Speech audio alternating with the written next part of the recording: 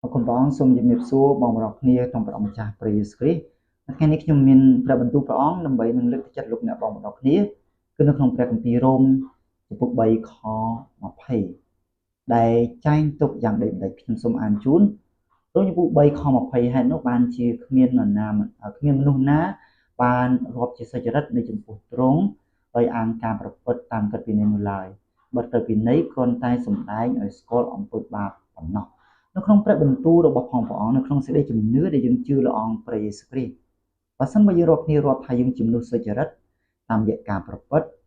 ដូចខ្មែរយើងនិយាយថាខ្ញុំជាមនុស្សដែលល្អគ្រប់10มันអាចនឹងឡើយយើងមិនអាចនឹងទៅនគរឋានសួគ៌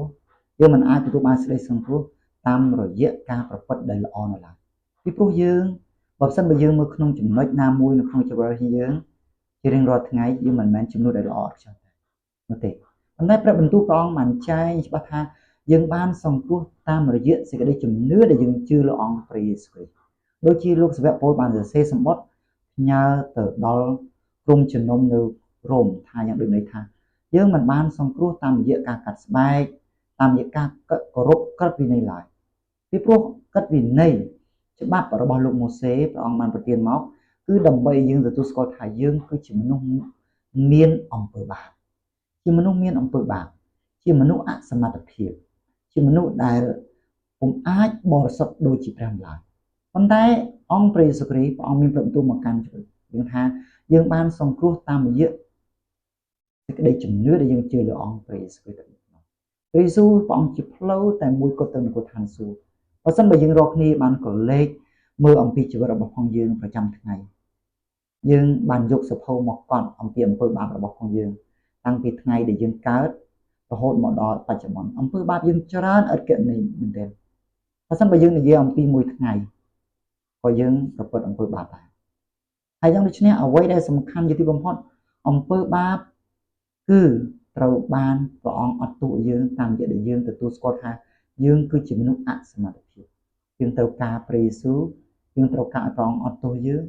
ងត្រូវការឲ្យព្រះអង្គផ្ដល់ក្តីស្រឡាញ់ឲ្យយើងហើយព្រះអង្គរាប់យើងជាសុចរិតមិនមែនតាមរយៈទង្វើរបស់ផងយើងទេ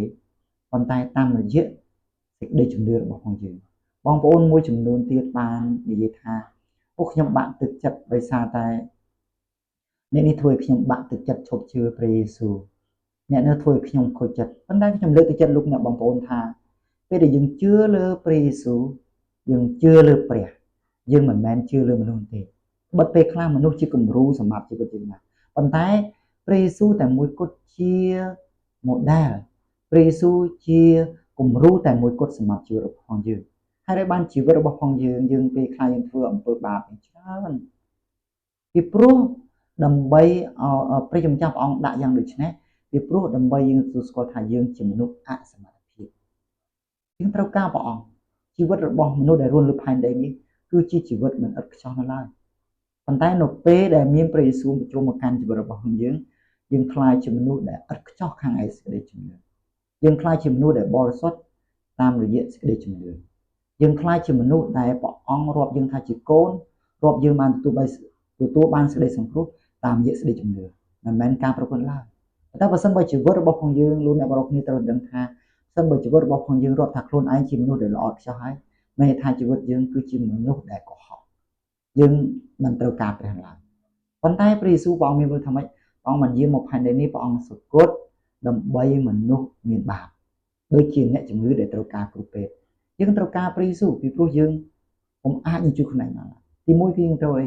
យើងត្រូវសារភាពថាខ្ញុំគឺជាមនុស្សអសមត្ថភាពខ្ញុំត្រូវការព្រះយេស៊ូវព្រះអង្គជាព្រះអង្គសង្គ្រោះសម្រាប់ជីវិតខ្ញុំហើយកិច្ចវិន័យ